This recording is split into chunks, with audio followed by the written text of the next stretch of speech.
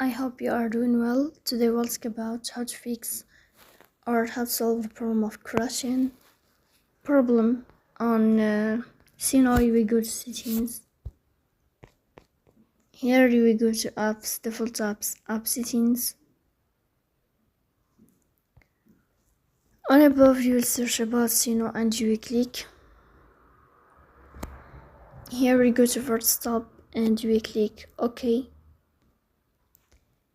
Here you will enter to storage. Then we click on clear cache. In the end, you will turn off your phone and you will wait a moment to restart your phone again to fix that problem. So that's all. Don't forget to support us by like and subscribe. See you next time in another video.